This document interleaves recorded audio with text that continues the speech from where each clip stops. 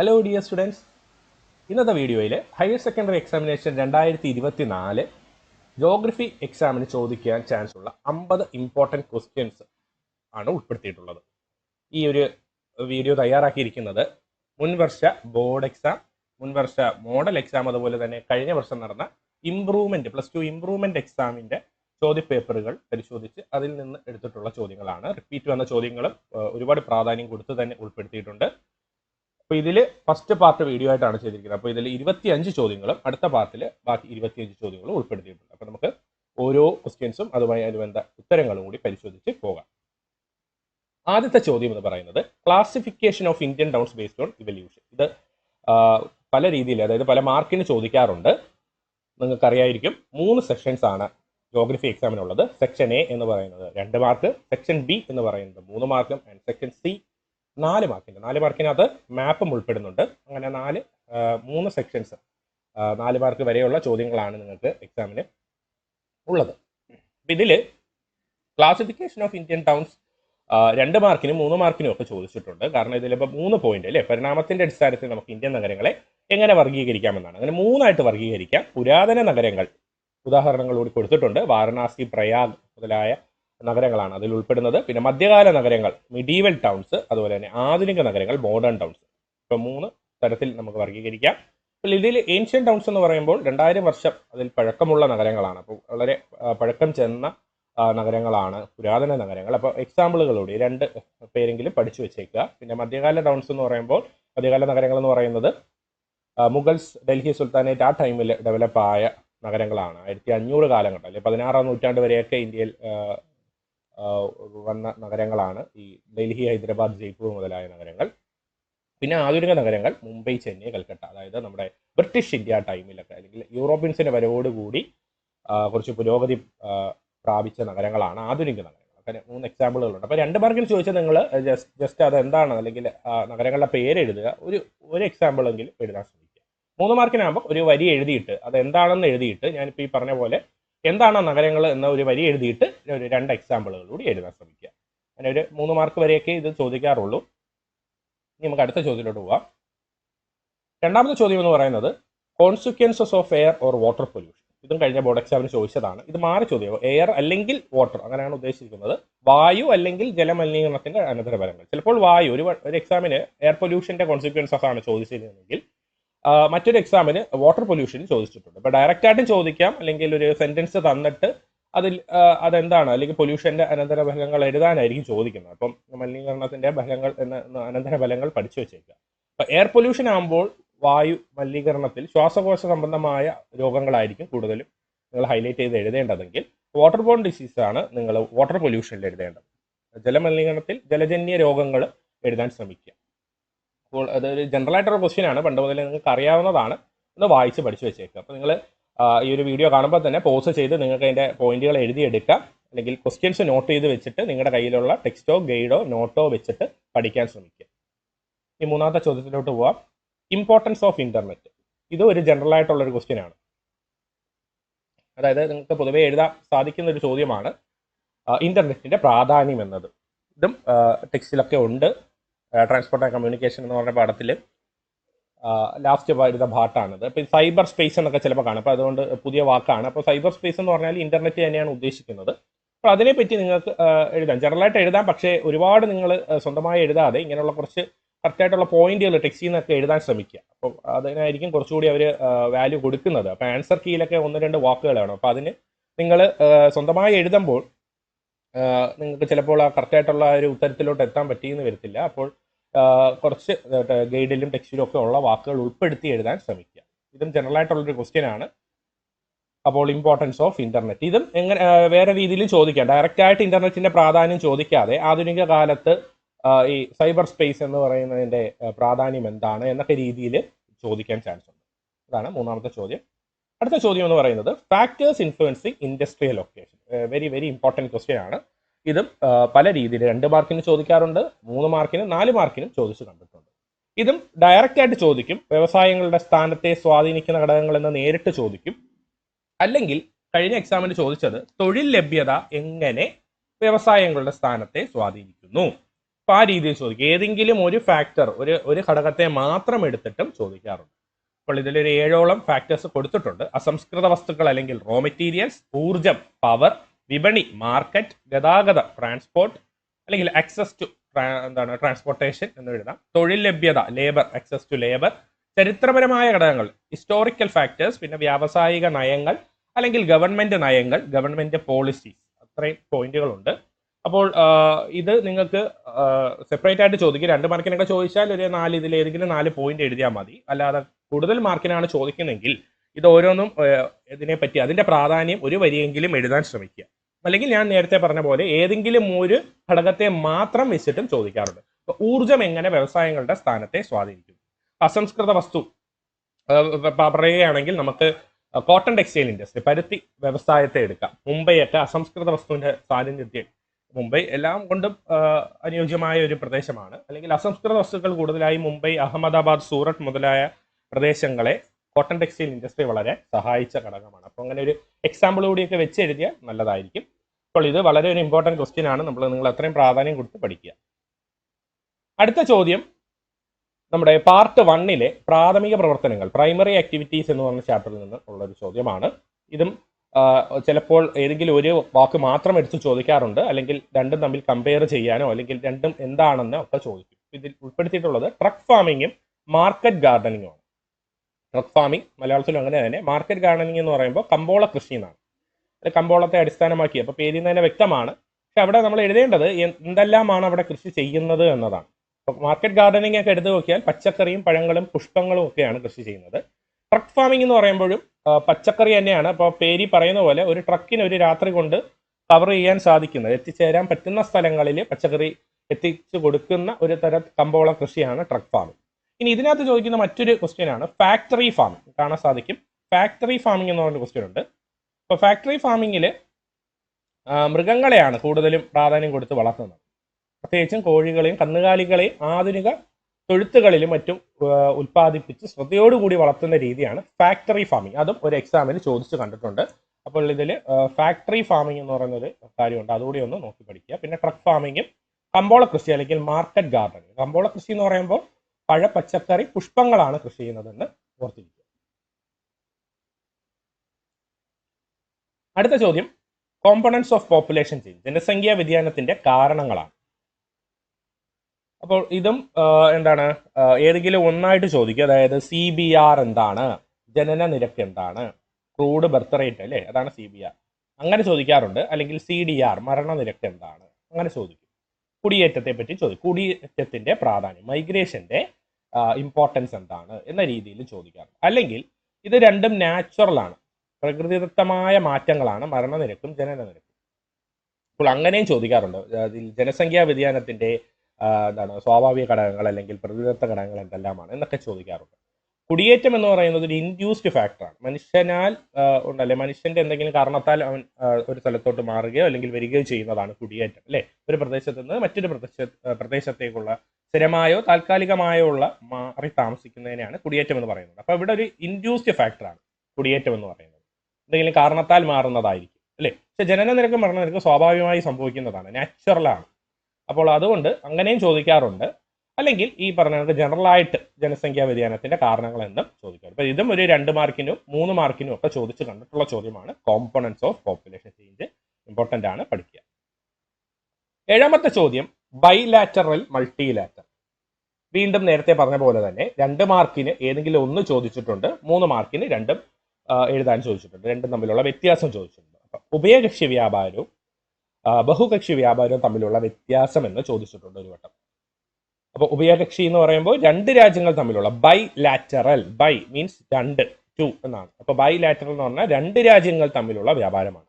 ബഹുകക്ഷി വ്യാപാരം എന്ന് പറയുമ്പോൾ മൾട്ടിലാറ്ററൽ, ഒരു രാജ്യം 2ൽ കൂടുതൽ രാജ്യങ്ങളുമായി വ്യാപാരം നടത്തുന്നതാണ് ബഹുകക്ഷി വ്യാപാരം അല്ലെങ്കിൽ മൾട്ടിലാറ്ററൽ ട്രേഡ്. അപ്പോൾ ഇതും ഇമ്പോർട്ടൻ്റ് ഒരു ക്വസ്റ്റ്യൻ ആണ്. ഇന്റർനാഷണൽ ട്രേഡ്, ആഭ്യന്തര വ്യാപാരം എന്ന് പറഞ്ഞാൽ ചാപ്റ്ററിനകത്ത് വരുന്ന അന്താരാഷ്ട്ര വ്യാപാരം എന്ന് പറഞ്ഞ ചാപ്റ്ററിനകത്ത് വരുന്ന ഒരു ടോപ്പിക്കാണ് ബൈലാറ്ററൽ ആൻഡ് മൾട്ടിലാറ്ററൽ ട്രേഡ് എന്ന് പറയുന്നത്. അപ്പോൾ ഇതും ഇമ്പോർട്ടൻ്റ് ആണ്, നോക്കി പഠിക്കുക. 8th ക്വസ്റ്റ്യൻ ആയിട്ട് ഉൾപ്പെടുത്തിയിട്ടുള്ളത് ഫീച്ചേഴ്സ് ഓഫ് പ്ലാന്റേഷൻ അഗ്രികൾച്ചർ. ഇത് ഇമ്പോർട്ടൻ്റ് ആണ്, കാരണം നിരവധി എക്സാമ്പിളുകൾ റിപ്പീറ്റ് വന്നിട്ടുള്ള ഒരു ക്വസ്റ്റ്യൻ ആണ് പ്ലാന്റേഷൻ അഗ്രികൾച്ചർ അല്ലെങ്കിൽ തോട്ടവിള കൃഷിയുടെ സവിശേഷതകൾ. അപ്പോൾ എന്താണ് പ്ലാന്റേഷൻ അഗ്രികൾച്ചർ എന്ന് ചോദിച്ചിട്ടുണ്ട്. അപ്പോൾ അങ്ങനെ വരുമ്പോൾ നിങ്ങൾക്ക് അതിൻ്റെ ഒരു ഡെഫിനിഷൻ ഒരു വരിയെങ്കിലും എഴുതിയിട്ട് ഇതിൻ്റെ ഫീച്ചേഴ്സ് എഴുതാൻ ശ്രമിക്കുക. യൂറോപ്യൻസ് അവരുടെ കോളനികളിൽ കൊണ്ടുവന്ന ഒരു കൃഷി രീതിയാണ് തോട്ടവിള കൃഷി. അവർ ഇൻട്രൊഡ്യൂസ് ചെയ്ത കോളനീസിൽ ഇൻട്രൊഡ്യൂസ് ചെയ്ത, അത് പ്രത്യേകിച്ച് ട്രോപ്പിക്കൽ കോളനീസിൽ, ഉഷ്ണമേഖല കോളനികളിൽ കൊണ്ടുവന്ന ഒരു കൃഷി രീതിയാണ് തോട്ടവിള കൃഷി. അപ്പോൾ അതൊന്ന് എഴുതിയിട്ട് നിങ്ങൾക്ക് വേണമെങ്കിൽ ഫീച്ചേഴ്സ് എഴുതാം. ഫീച്ചേഴ്സ് മാത്രം ചോദിച്ചാൽ ഇതിൽ ഏതെങ്കിലും ഒരു മാർക്ക് അനുസരിച്ച് 2 മാർക്കിന് ചോദിച്ചൊരു 4 ഫീച്ചേഴ്സ് ഒക്കെ എഴുതാൻ ശ്രമിക്കുക. വിശാലമായ എസ്റ്റേറ്റുകൾ, ഉയർന്ന മുതൽ മുടക്ക്, സാങ്കേതിക മാനേജ്മെന്റ്, ശാസ്ത്രീയ കൃഷി രീതി. ഇതിൽ ഏറ്റവും പ്രധാനപ്പെട്ടത് എന്താണ്, ഏകവിള പ്രത്യേകത എന്നാണ്, അല്ലെങ്കിൽ മോണോ ക്രോപ്പ് അല്ലെങ്കിൽ സിംഗിൾ ക്രോപ്പ് സ്പെഷ്യലൈസേഷൻ, അത് കൂടുതൽ പ്രാധാന്യം കൊടുക്കുക. പിന്നെ വിപണിയും തമ്മിലുള്ള ഗതാഗത സംവിധാനങ്ങൾ, അങ്ങനെയുള്ള ചീപ്പ് ലേബർ, ഇതൊക്കെ എഴുതാൻ ശ്രമിക്കുക. എക്സ്റ്റൻസീവ് ലേബറും വേണം, എക്സ്റ്റൻസീവ് ക്യാപിറ്റലും വേണം. അതായത് ധാരാളം മുതൽ മുടക്കും വേണം, അതുപോലെ തന്നെ തൊഴിലാളികളുടെ ലഭ്യതയും ധാരാളം വേണം. അതാണ് ചീപ്പ് ലേബർ ആയിരിക്കണം. അതിലും വളരെ തുച്ഛമായ ശമ്പളത്തിൽ ജോലി ചെയ്യുന്ന തൊഴിലാളികളെയൊക്കെ ഉൾപ്പെടുത്തുന്ന ഒരു പ്രവണത പ്ലാന്റേഷൻ അഗ്രികൾച്ചറിൽ കാണാറുണ്ട്. അപ്പോൾ തോട്ടവിള കൃഷിയുടെ ഒരുപാടുണ്ട്, ഒരു 8ഓളം സവിശേഷതകൾ, പോയിന്റ്സ് ഇതിൽ വരുന്നുണ്ട്. അതിലൊരു 4 വൃത്തിക്ക് പഠിക്കുക. കാര്യം 2 മാർക്കിനൊക്കെ ചോദിച്ചാൽ നിങ്ങൾക്ക് എഴുതാൻ സാധിക്കും.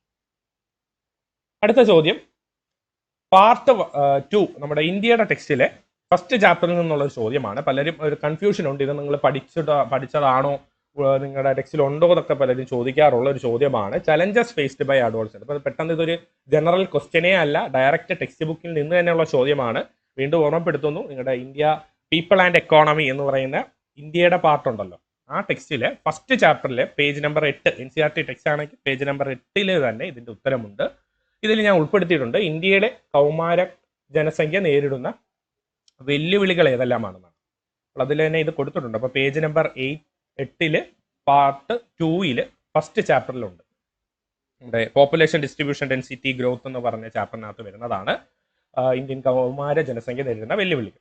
ഇതിനകത്ത് മെനി ചലഞ്ചസ് അല്ലേ, ചലഞ്ചസ് ഫേസ്ഡ് ബൈ അഡോൾസൻസിനകത്ത് ലോവർ ഏജ് അറ്റ് മാരേജ് വരുന്നുണ്ട്, കുറഞ്ഞ വിവാഹപ്രായം, അതുപോലെ തന്നെ ഇലിട്രസി നിരക്ഷരത വരുന്നുണ്ട്, സ്കൂൾ ഡ്രോപ്പ് ഔട്ടുകൾ, സ്കൂളിൽ നിന്നുള്ള കുഴിഞ്ഞുപോക്ക് വരുന്നുണ്ട്, ലോ ഇൻടേക്ക് ഓഫ് ന്യൂട്രിയൻസ് പോഷക ആഹാര കുറവ് വരുന്നുണ്ട്, high rate of maternal mortality of adolescent mothers കൗമാരപ്രായക്കാരായ അമ്മമാരുടെ മരണനിരക്ക് വരുന്നുണ്ട്, പിന്നെ ഉയർന്ന HIV AIDS ബാധ വരുന്നുണ്ട്, high rate of HIV and AIDS infection, ശാരീരിക മാനസികമായി നേരിടുന്ന വെല്ലുവിളികൾ, മെന്റൽ ഡിസബിലിറ്റി ആൻഡ് റിട്ടാർഡ്നെസ് വരുന്നുണ്ട്, പിന്നെ മദ്യത്തിൻ്റെയും മയക്കുമരുന്നിൻ്റെ ഉപയോഗം, drug abuse, alcoholism and juvenile delinquency, കുറ്റവാസനയും കുറ്റകൃത്യങ്ങൾ ചെയ്യാനുള്ള ഒരു പ്രവണത വരുന്നുണ്ട്. അപ്പോൾ ഇതെല്ലാം നിങ്ങൾക്ക് ചലഞ്ചസിൽ എഴുതാൻ സാധിക്കും.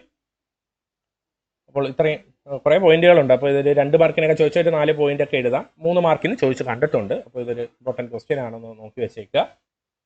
10ാമത്തെ ചോദ്യം വാട്ടർ കൺസർവേഷൻ. ഇതൊരു ജനറൽ ക്വസ്റ്റ്യൻ ആണ്, പക്ഷേ എങ്കിലും നിങ്ങൾ ഇന്ത്യയുടെ ടെക്സ്റ്റിൽ തന്നെ വാട്ടർ റിസോഴ്സ് എന്ന് പറഞ്ഞ ചാപ്റ്റർ പഠിച്ചിട്ടുണ്ട്, ജലവിഭവങ്ങൾ. അപ്പോൾ അതിൽ ഉള്ള ഒരു ടോപ്പിക്കും കൂടിയാണ് ജലസംരക്ഷണവും പരിപാലനവും. അപ്പോൾ എങ്ങനെ നമുക്ക് ജലം സംരക്ഷിക്കാം. അപ്പോൾ 3 പോയിന്റ് ഞാൻ ഉൾപ്പെടുത്തിയിട്ടുള്ളൂ, പക്ഷേ നിങ്ങൾക്ക് അല്ലാതെ തന്നെ ഒരുപാട് പോയിന്റുകൾ എഴുതാം. ഇതിൽ നീർത്തട വികസന പദ്ധതി അല്ലെങ്കിൽ വാട്ടർ ഷെഡ് ഡെവലപ്മെന്റ് ഉൾപ്പെടുത്തിയിട്ടുണ്ട്. പിന്നെ മഴവെള്ള കൊയ്ത്ത് അല്ലെങ്കിൽ റെയിൻ വാട്ടർ ഹാർവസ്റ്റിംഗ് പഠിച്ചതാണ്, അത് എഴുതാം. ഇതിപ്പോൾ ജസ്റ്റ് പോയിന്റുകൾ മാത്രമേ ഉള്ളൂ. ഇത് മാത്രമായിട്ട് ചിലപ്പോൾ ചോദിക്കും കേട്ടോ. അതായത് വാട്ടർ ഷെഡ് എന്താണ് എന്ന് ചോദിക്കാറുണ്ട്, നീർത്തട വികസന പദ്ധതി എന്താണെന്ന് ചോദിക്കും. റെയിൻ വാട്ടർ ഹാർവസ്റ്റിംഗ് അത് നമ്മൾ ഉൾപ്പെടുത്തിയിട്ടുണ്ട് ഇതിൽ. റെയിൻ വാട്ടർ ഹാർവസ്റ്റിംഗിന്റെ ഗുണങ്ങൾ എന്നൊക്കെ പറഞ്ഞ് ചോദിക്കാറുണ്ട്. പിന്നെ വാട്ടർ റീസൈക്ലിംഗ് ആൻഡ് റീയൂസ്, ജലത്തിന്റെ മിതമായ ഉപയോഗവും അതുപോലെ തന്നെ പുനരുപയോഗവും. ഇതിനകത്ത് നിങ്ങൾക്ക് 3 Rs പറ്റിയൊക്കെ എഴുതാം. 3 Rs, അതായത് എന്താണ്, റിഡ്യൂസ്, റീയൂസ്, റീസൈക്കിൾ എന്നൊക്കെ പറഞ്ഞ് ആ ഒരു കാര്യം എഴുതാൻ സാധിക്കും. 3 Rs എന്ന് പറയുന്നത്. അപ്പോൾ അതുകൂടിയൊക്കെ ഉൾപ്പെടുത്തി എഴുതുക. അല്ല ജനറലായിട്ട് നിങ്ങൾക്ക് മറ്റു കാര്യങ്ങൾ എഴുതാം. വെള്ളം എങ്ങനെ സംരക്ഷിക്കാം അല്ലേ, മിതമായി ഉപയോഗിക്കുന്നത് തന്നെയാണ് ഏറ്റവും പ്രധാനപ്പെട്ടത്. മിനിമൈസ് ചെയ്യുക ജലത്തിന്റെ ഉപയോഗം. അപ്പോൾ ആ പോയിന്റൊക്കെ ഉൾപ്പെടുത്തി എഴുതാൻ സാധിക്കും. അടുത്തത് മറ്റൊരു ഇമ്പോർട്ടൻറ്റ് ക്വസ്റ്റ്യൻ, കഴിഞ്ഞ വർഷം തന്നെ 2 വട്ടം റിപ്പീറ്റ് വന്ന ക്വസ്റ്റ്യൻ പേപ്പർ റിപ്പീറ്റ് വന്ന ചോദ്യമാണ്, ഇമ്പോർട്ടൻ്റ് ആണ്. ട്രാൻസ് ഹ്യൂമൻസ് എന്ന് പറയുന്ന ക്വസ്റ്റ്യൻ. ഒരു തരം എന്താണ്, ഒരു മൈഗ്രേഷനാണ്, ടൈപ്പ് ഓഫ് മൈഗ്രേഷൻ. എന്താണ് ഇവിടെ നടക്കുന്നത്? വേനൽക്കാലങ്ങളിൽ സമതലങ്ങളിൽ നിന്നും പർവ്വത പ്രദേശങ്ങളിലോട്ടും പർവ്വത പ്രദേശങ്ങളിലെ പുൽമേടുകളിലോട്ടും. കാര്യം പുൽമേട് എന്ന് എടുത്ത് പറയാൻ കാര്യം, ഇവിടെ ആരാണ് ഈ പറഞ്ഞ കുടിയേറ്റത്തിന് വിധേയമാകുന്നത്? കന്നുകാലികളെ കൊണ്ട് നടക്കുന്ന നാടോടികളാണ്.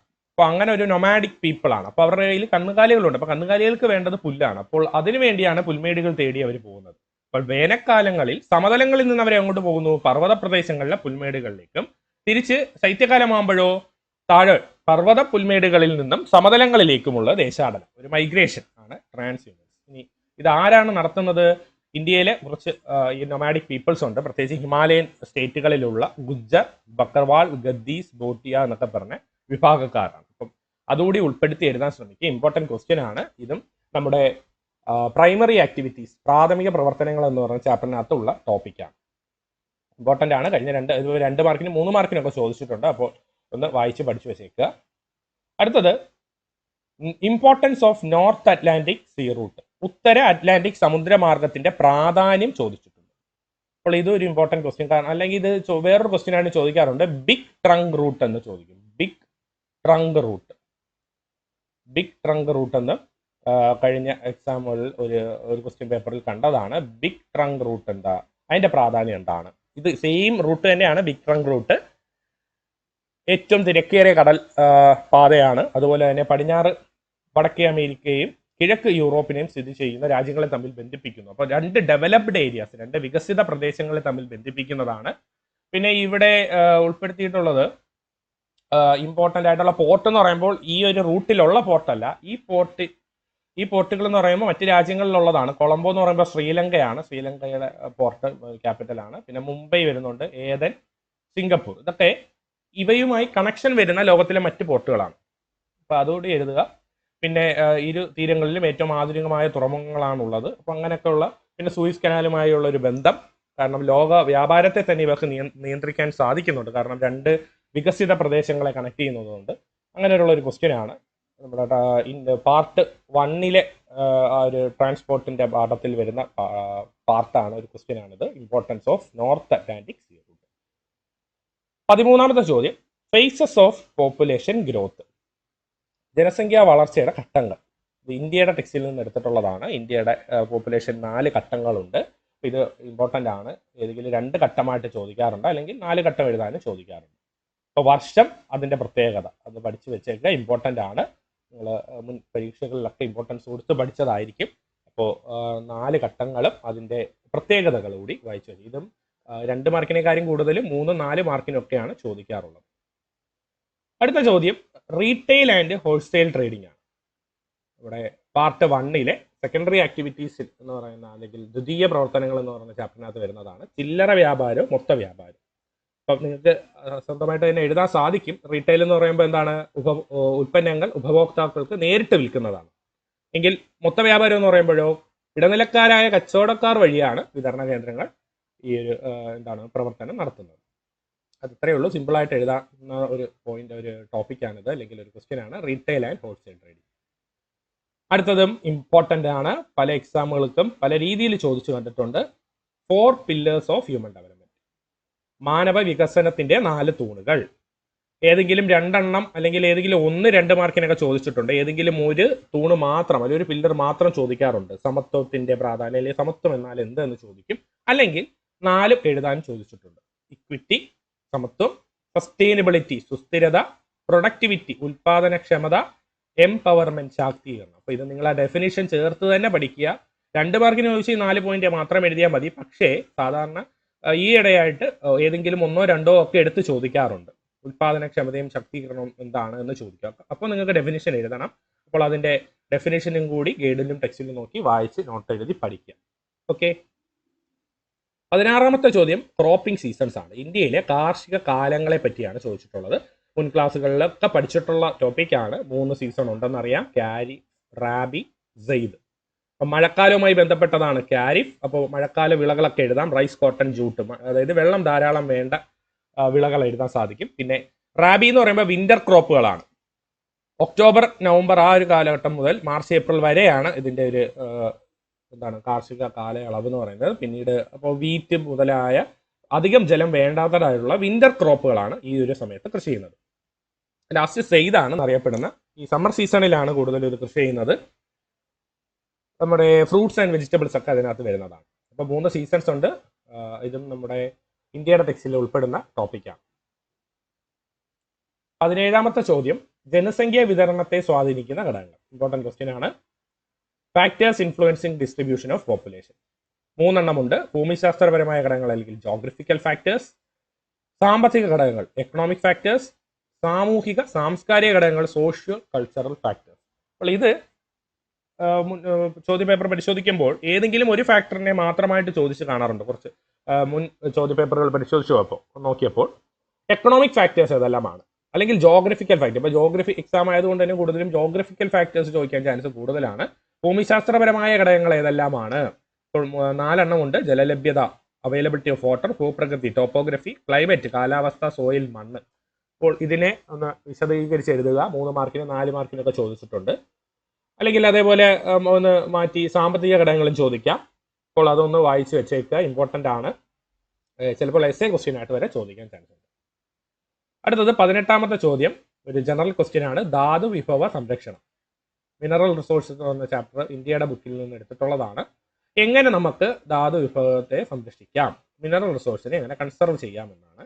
പുനരുപയോഗം, പുനഃസ്ഥാപിക്കപ്പെടുന്ന ഊർജ്ജ വിഭവ സ്രോതസ്സുകൾ വികസിപ്പിക്കുക, അതായത് നോൺ കൺവെൻഷണൽ സോഴ്സസ് കൂടുതൽ ഉപയോഗിക്കുക. പിന്നെ തന്ത്രപ്രധാനവും ദുർബലവുമായ ധാതുക്കൾ കയറ്റുമതി കുറയ്ക്കുക. ഇന്ത്യയെ സംബന്ധിച്ച് ഇപ്പോൾ അയണോറൊക്കെയാണ് ഇന്ത്യ കൂടുതൽ എക്സ്പോർട്ട് ചെയ്യുന്നത്. ഇപ്പോൾ ഈ അയണോറൊക്കെ ഒന്ന് ലിമിറ്റ് ചെയ്ത് നമുക്ക് കൊണ്ടുവന്നു കഴിഞ്ഞാൽ, അതായത് എക്സ്പോർട്ടൊക്കെ ഒന്ന് ലിമിറ്റ് ചെയ്ത് കഴിഞ്ഞാൽ നമുക്കതിൽ കൂടുതൽ ഇന്ത്യയിൽ അത് ഉപയോഗിക്കാൻ സാധിക്കും. അപ്പോൾ അങ്ങനെയുള്ള പിന്നെ ബദലുകൾ അല്ലെങ്കിൽ ആൾട്ടർനേറ്റീവ് ആയിട്ടുള്ള മിനറൽസ് കണ്ടെത്തുക, ചിലവ് കുറഞ്ഞുള്ള രീതിയിലൊക്കെ ഉപയോഗിക്കുക, അതൊക്കെയാണ് ഇതിൽ എഴുതാൻ സാധിക്കുന്നത്. ഇതൊരു ജനറലായിട്ട് എഴുതാം. പോയിന്റുകൾ നിങ്ങളൊന്ന് നോട്ട് ചെയ്ത് വെച്ച് പഠിക്കുക. കൺസർവേഷൻ ഓഫ് മിനറൽ റിസോഴ്സസ് ടെക്സ്റ്റിലുണ്ട്, ഡയറക്റ്റ് ക്വസ്റ്റ്യൻ ആണ്. 19ാമത്തെ ചോദ്യം ടൈപ്സ് ഓഫ് മൈനിങ്, ഖനന രീതികൾ. ഇതും കഴിഞ്ഞ വർഷങ്ങളിൽ ചോദിച്ച് 2 വട്ടം റിപ്പീറ്റ് വന്നൊരു ചോദ്യമാണ്. ഖനന രീതികളെ പറ്റി 2 തരം ഖനനമാണുള്ളത്. ഉപരിതല ഖനനം അല്ലെങ്കിൽ സർഫസ് മൈനിങ്, ഭൂഗർഭ ഖനനം അല്ലെങ്കിൽ അണ്ടർഗ്രൗണ്ട് ഖനനം. ഇതിനെ തന്നെ ഓപ്പൺ കാസ്റ്റ് മൈനിങ് എന്ന് പറയും. ഉപരിതല ഖനനത്തെ തുറന്ന ഖനനം. പിന്നെ ഭൂഗർഭ ഖനനത്തെ ഷാഫ്റ്റ് ഖനനം അല്ലെങ്കിൽ ഷാഫ്റ്റ് മൈനിങ് എന്ന് പറയാം. ഇത് എന്തിൻ്റെ അടിസ്ഥാനത്തിലാണെന്ന് പറഞ്ഞാൽ അയിരിൻ്റെ പ്രകൃതം, നിക്ഷേപ രീതി, ഇതിൻ്റെ അടിസ്ഥാനത്തിലാണ് 2 വിധമുള്ളത് കേട്ടോ. നേച്ചർ ഓഫ് ഓർ എങ്ങനെയുള്ള ഓറാണ്, പിന്നെ എവിടെയാണ് കാണുന്നത്, എവിടെ ആയിട്ടാണ് ഇതിൻ്റെ ലൊക്കേഷൻ. ഇപ്പോൾ അടുത്താണ്, ഭൂമിയുടെ ഒരുപാട് കുഴിച്ചു പോകണമെങ്കിൽ നമുക്ക് സർഫസ് മൈനിങ് തന്നെ ചെയ്യാം. ഒരുപാട് ഉള്ളിലാണെങ്കിൽ എന്ത് ചെയ്യണം, ഭൂഗർഭ ഖനനം തന്നെ നടത്തണം. അപ്പോൾ ഇതാണ് അതിനകത്ത് ഉൾപ്പെടുത്തേണ്ട പോയിന്റുകൾ. നോക്കി വെച്ചേക്കുക. ഇതും നമ്മുടെ 5ാമത്തെ ചാപ്റ്ററായ പ്രൈമറി ആക്ടിവിറ്റീസ്, പ്രാഥമിക പ്രവർത്തനങ്ങൾ എന്ന് പറഞ്ഞ ചാപ്റ്ററിനകത്ത് വരുന്ന ടോപ്പിക്കാണ്. അപ്പോൾ അതിൽ നിന്ന് ഒരുപാട് ക്വസ്റ്റ്യൻസ് ഇപ്പം തന്നെ നമ്മൾ ഡിസ്കസ് ചെയ്തു. അപ്പോൾ അത്ര ഇമ്പോർട്ടൻ്റ് ആയിട്ടുള്ള ചാപ്റ്ററാണ് പ്രാഥമിക പ്രവർത്തനങ്ങൾ, പ്രൈമറി ആക്ടിവിറ്റീസ്. 20ാമത്തെ ചോദ്യം പോർട്സ് ബേസ്ഡ് ഓൺ ലൊക്കേഷൻ, തുറമുഖങ്ങളുടെ സ്ഥാനത്തിൻ്റെ അടിസ്ഥാനത്തിൽ എങ്ങനെ വർഗീകരിക്കാം. 2 തരം വർഗീകരണമാണുള്ളത്. ഉൾനാടൻ തുറമുഖങ്ങൾ അല്ലെങ്കിൽ ഇൻലാൻഡ് പോർട്ടുകളും പുറം തുറമുഖങ്ങൾ അല്ലെങ്കിൽ ഔട്ട് പോർട്ടുകൾ. അങ്ങനെ 2 പോർട്ടുകളാണുള്ളത്. അപ്പോൾ ഇതിൽ എക്സാമ്പിളുകൾ കൊടുത്തിട്ടുണ്ട്, അതുകൂടി ഒന്ന് വായിച്ചു വെച്ചേക്കാം. അപ്പോൾ ഇൻലാൻഡ് പോർട്ട് പേരിൽ തന്നെ ഉണ്ട്, എന്താണ് ഉള്ളിലാണ് അല്ലേ, ഒരു കരയുടെ ഉള്ളിലായിട്ട് ലൊക്കേറ്റ് ചെയ്യുന്നതാണ്. കൊൽക്കത്ത പോർട്ടൊക്കെ ഇതൊരു എന്താണ് എക്സാമ്പിളായിട്ട് എഴുതാൻ സാധിക്കും.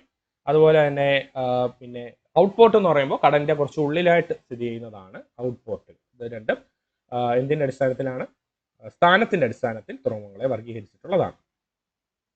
അടുത്ത 21ാമത്തെ ചോദ്യം എന്ന് പറയുന്നത് ക്ലാസിഫിക്കേഷൻ ഓഫ് റൂറൽ സെറ്റിൽമെന്റ്സ്, ഇന്ത്യയിലെ ഗ്രാമീണ വാസസ്ഥലങ്ങളെ എങ്ങനെ നമുക്ക് വർഗീകരിക്കാം അല്ലെങ്കിൽ അതിനെ എങ്ങനെ തരംതിരിക്കാമെന്നാണ്. 4ആയിട്ടാണ് നമുക്ക് ഗ്രാമവാസ സ്ഥലങ്ങളെ തരംതിരിക്കാവുന്നത്, വർഗീകരിക്കാവുന്നത്. ക്ലസ്റ്റേർഡ് സെറ്റിൽമെന്റ്സ്, നിബിഡമായിട്ടുള്ള കേന്ദ്രങ്ങൾ അല്ലെങ്കിൽ വാസസ്ഥലങ്ങൾ. സെമി ക്ലസ്റ്റേർഡ്, അർദ്ധ കേന്ദ്രീകൃത അല്ലെങ്കിൽ വേറിട്ട് നിൽക്കുന്നവ. ഹാംലെറ്റഡ് സെറ്റിൽമെന്റ്സ്, പിന്നെ ചിതറിക്കിടക്കുന്നവ അല്ലെങ്കിൽ ഡിസ്പേഴ്സ് സെറ്റിൽമെന്റ്സ്. ഇതിൽ ഏതെങ്കിലും ഒന്ന് ചോദിക്കും. സാധാരണ ഹാംലെറ്റ് മാത്രമായിട്ട് ചോദിച്ചിട്ടുണ്ട്, മുൻ പരീക്ഷകളിൽ ചോദിച്ചിട്ടുള്ളതാണ്. അല്ലെങ്കിൽ 4ഉം എന്താണെന്ന്, അല്ലെങ്കിൽ ക്ലാസിഫിക്കേഷൻ ഓഫ് റൂറൽ സെറ്റിൽമെന്റ്സ് എന്ന് പറഞ്ഞ രീതിയിൽ വർഗീകരണം എങ്ങനെയെന്നും പൊതുവായി ചോദിക്കാറ്.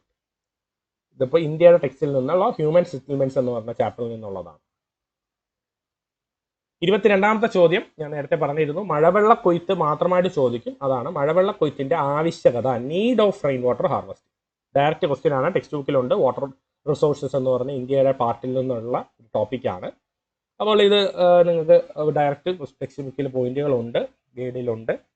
പരിസ്ഥിതി സൗഹൃദ സാങ്കേതിക വിദ്യയിലൂടെ കുഴൽക്കിണറുകളിലേക്കും മഴക്കുഴികളിലോട്ടൊക്കെ നമുക്ക് വെള്ളം അല്ലേ, അതായത് ഒരു ഭൂഗർഭ ജലത്തെ ഒന്നുകൂടിയും സമ്പുഷ്ടമാക്കാൻ സാധിക്കും. പിന്നെ ചെലവ് കുറഞ്ഞൊരു മാർഗമാണ്, മണ്ണൊലിപ്പ് തടയാം, വെള്ളപ്പൊക്കം തടയാം, അങ്ങനെയൊക്കെയുള്ള കുറച്ച് പോയിന്റുകൾ എഴുതുക കേട്ടോ. സോയിൽ ഇറോഷൻ, ഫ്ലഡ് ഒക്കെ നമുക്ക് റെസ്ട്രിക്ട് ചെയ്യാൻ സാധിക്കും. 23ാമത്തെ ചോദ്യം നമ്മുടെ ഒന്നാമത്തെ പാഠഭാഗം പാർട്ട് 1 ഫസ്റ്റ് ചാപ്റ്ററിൽ നിന്നുള്ളതാണ്, നവവിധി വിശ്വാസം. ഇതിൽ തന്നെ രണ്ട് മറ്റ് പോയിന്റുകളും ഉണ്ട്. അതായത് എൻവയോൺമെന്റൽ ഡിറ്റർമിനിസം, പാരിസ്ഥിതിക വിധി വിശ്വാസം, അതുപോലെ തന്നെ പോസിബിളിസം, സാധ്യതാവാദം, ഇതും ചോദിക്കാറുണ്ട്. പക്ഷെ കൂടുതലും ഇതാണ് നമ്മുടെ നിയോ ഡിറ്റർമിനിസം ആണ് മുൻ പരീക്ഷകളിൽ ചോദിച്ച് കണ്ടിട്ടുള്ളത്. നവവിധി വിശ്വാസം ഇതാരാണ് കൊണ്ടുവന്നത്? ഗ്രിഫിത്ത് ടെയ്ലർ ആണ് അല്ലേ. ആ പേര് മറന്നു പോരുത്, പഠിച്ചു വെച്ചേക്കണം. നമുക്ക് വൺ വേർഡ് ക്വസ്റ്റ്യൻസ് ഇല്ല, പക്ഷേ എങ്കിലും ഇത് പോയിന്റ് ഉൾപ്പെടുത്താൻ ശ്രമിക്കുക. ഈ ഒരു question stop and go determinism എന്നും അറിയപ്പെടുന്നുണ്ട്. പ്രകൃതിക്ക് കോട്ടം തട്ടാത്ത വിധത്തിൽ മനുഷ്യന്റെ വികസന പ്രവർത്തനങ്ങൾ ആവാം, അതാണ് നിയോ ഡിറ്റർമിനിസം കൊണ്ട് ഉദ്ദേശിക്കുന്നത്. ഇത് 2 മാർക്കിന് ചോദിച്ചിട്ടുണ്ട്, അതുപോലെ 3 മാർക്കിന്റെ ക്വസ്റ്റ്യനുമായിട്ട് ചോദിച്ചിട്ടുണ്ട്. അപ്പോൾ ആ ഒരു രീതിയിൽ പോയിന്റുകൾ ഉൾപ്പെടുത്തി എഴുതുക. 24ാമത്തെ ചോദ്യം, സേവനങ്ങളുടെ അടിസ്ഥാനത്തിൽ ഇന്ത്യൻ നഗരങ്ങളെ എങ്ങനെ വർഗീകരിക്കാം? Functional classification of towns. ഇതും ഇമ്പോർട്ടൻ്റ് ആണ്. കാരണം ഇതിപ്പോൾ ഒരു ക്വസ്റ്റ്യൻ ആയിട്ട് നിങ്ങൾക്ക് എഴുതുന്നതിനേക്കാളും ചിലപ്പോൾ ഈ മാച്ച് ദ ഫോളോയിങ്ങോ അല്ലെങ്കിൽ ബോക്സിൽ എഴുതാനോ ആയിട്ടൊക്കെ ചോദിച്ചിട്ടുണ്ട്. അപ്പോൾ ഏതൊക്കെയാണ് ഓരോ നഗരങ്ങളെന്ന് അറിഞ്ഞിരുന്നാൽ നിങ്ങൾക്ക് ഇപ്പോൾ മാച്ച് ചെയ്യാം, അല്ലെങ്കിൽ ബോക്സുകളിലോട്ട് എഴുതാൻ സാധിക്കും. ഇപ്പോൾ ഭരണപട്ടണങ്ങൾ ഇപ്പോൾ കൂടുതലും അഡ്മിനിസ്ട്രേറ്റീവ് ടൗൺസ് എന്ന് പറയുമ്പോൾ ക്യാപിറ്റൽ സിറ്റീസ് ആണ്. പിന്നെ ഇൻഡസ്ട്രിയൽ ടൗൺസ് ഉണ്ട്, ട്രാൻസ്പോർട്ട് ടൗൺസ്, ഗതാഗത നഗരങ്ങൾ, വാണിജ്യ പട്ടണങ്ങൾ, കൊമേഴ്ഷ്യൽ ടൗൺസ്, ഖനന പട്ടണങ്ങൾ, മൈനിങ് ടൗൺസ് എന്നൊക്കെ രീതിയിലുണ്ട്. അപ്പോൾ ഇന്ത്യയിലെ പട്ടണങ്ങളും അവരുടെ തരംതിരിക്കലുമാണ്. അപ്പോൾ ഇതൊന്ന് പഠിച്ചു വെച്ചേക്ക്, ഇമ്പോർട്ടൻ്റ് ആണ്. ഇന്ത്യ ടെക്സ്റ്റിൽ നിന്നുള്ള സെറ്റിൽമെൻറ്റ്സ്, ഹ്യൂമൻ സെറ്റിൽമെൻറ്റ്സ് എന്ന് പറഞ്ഞ ചാപ്റ്ററിൽ നിന്നുള്ളതാണ്. ഇതിൽ നിന്ന് തന്നെയാണ് നമ്മൾ മറ്റേ എന്താണ് പരിണാമത്തിന്റെ അടിസ്ഥാനത്തിൽ പട്ടണങ്ങളെ വർഗീകരിച്ചത്. അപ്പോൾ അതിൽ നിന്ന് തന്നെയുള്ള മറ്റൊരു ചോദ്യമാണ് ഇത്. ലാസ്റ്റ് ചോദ്യം ഈ പാർട്ടിലെ 25ാമത്തെ ചോദ്യമായിട്ട് ഉൾപ്പെടുത്തിയിട്ടുള്ളത് നഗരമാലിന്യ നിർമ്മാർജ്ജനം. ഇമ്പോർട്ടൻ്റ് ആണ്. നമ്മുടെ ഇന്ത്യയുടെ ടെക്സ്റ്റിലെ ലാസ്റ്റ് ചാപ്റ്റർ ആണ്. Geographical perspectives on selected issues എന്ന് പറഞ്ഞ ചാപ്റ്റർ ഉണ്ട്.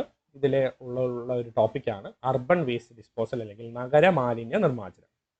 വിവിധ ഇടങ്ങളിലായി നിക്ഷേപിച്ചു കാണുന്ന തുരുമ്പിച്ച ലോഹ കഷ്ണങ്ങളും പൊട്ടിയ സ്ഫടിക നിർമ്മിത വസ്തുക്കളും, അങ്ങനെ നമ്മുടെ ചുറ്റുപാടൊക്കെ കാണുന്ന കണക്കുള്ള സോളിഡ് വേസ്റ്റുകളുണ്ടല്ലോ, അതായത് മെറ്റൽ സ്ക്രാപ്പുകൾ, അതുപോലെ തന്നെ മറ്റ് നഗരങ്ങളിൽ കൂടുതലും വരുന്ന വേസ്റ്റുകൾ, അതാണ് ഇവിടെ ഉദ്ദേശിച്ചിരിക്കുന്നത്. മാലിന്യങ്ങളെ ശരിയായ രീതിയിൽ നിർമ്മാർജ്ജനം ചെയ്യും. ഇന്ന് നമ്മുടെ ഇപ്പം മുനിസിപ്പാലിറ്റി കോർപ്പറേഷനൊക്കെ എടുത്ത് നോക്കിക്കഴിഞ്ഞാൽ ഇവിടെ കൃത്യമായി ഇതിനെല്ലാം ഓരോ ബോക്സ് വെച്ച്, പിന്നെ നിങ്ങൾക്കറിയാം ഹരിതകർമ്മ സേനയൊക്കെ ഉണ്ട്, അവരൊക്കെ വന്ന് അത് എടുത്ത് പോകാറുണ്ട്. അതെല്ലാം ഈ അർബൻ വേസ്റ്റ് മാനേജ്മെന്റ് അല്ലെങ്കിൽ ഡിസ്പോസലിന്റെ ഭാഗമായിട്ടാണ്. ഇപ്പൊ 2 രീതിയിലാണ് കൂടുതലും ഈ വേസ്റ്റുകൾ ഉത്പാദിപ്പിക്കപ്പെടുന്നത്, ഉപേക്ഷിക്കപ്പെടുന്നതും. കാർഷിക മേഖലയിൽ നിന്നും വാണിജ്യ വ്യവസായ മേഖലയിൽ നിന്നും. അപ്പോൾ അഗ്രികൾച്ചർ സെക്ടറിൽ നിന്നും ഇൻഡസ്ട്രിയൽ സെക്ടറിൽ നിന്നും, അങ്ങനെ 2 പാർട്ടിൽ നിന്ന് വരാറുണ്ട്. അപ്പോൾ ഇതെങ്ങനെ കൃത്യമായി നിർമ്മാർജ്ജനം ചെയ്യുന്നു, ആ ഒരു പോയിന്റ് ഒന്ന് വായിച്ചു വെച്ചേക്കുക. ഞാൻ പറഞ്ഞു ലാസ്റ്റ് ചാപ്റ്ററാണ്, ഇന്ത്യയുടെ ബുക്കിലെ ലാസ്റ്റ് ചാപ്റ്ററിൽ വരുന്ന ടോപ്പിക്കാണ് അർബൻ വേസ്റ്റ് മാനേജ്മെന്റ് അല്ലെങ്കിൽ ഡിസ്പോസൽ എന്ന് പറയുന്നത്. അപ്പോൾ ആ ഒരു ടോപ്പിക്ക് വായിച്ചു വെച്ചേക്കുക, ഇമ്പോർട്ടൻ്റ് ആണ്. ഇത്രയുമാണ് ഈ ഒരു പാർട്ടിൽ. അടുത്ത പാർട്ടിൽ നമ്മൾ ബാക്കി 25 ചോദ്യങ്ങൾ കൂടി ഡിസ്കസ് ചെയ്യും. അങ്ങനെ മൊത്തം 50 ചോദ്യങ്ങളാണ്. അപ്പോൾ ഞാൻ വീണ്ടും ഓർമ്മപ്പെടുത്തുന്നു, ഇത് മുൻവർഷ ചോദ്യ പേപ്പറുകളിൽ റിപ്പീറ്റ് വന്നവയാണ്. കൂടുതൽ ചാൻസ് ഉള്ള ക്വസ്റ്റ്യൻസ് ആണ് ഇതിൽ ഉൾപ്പെടുത്തിയിട്ടുള്ളത്.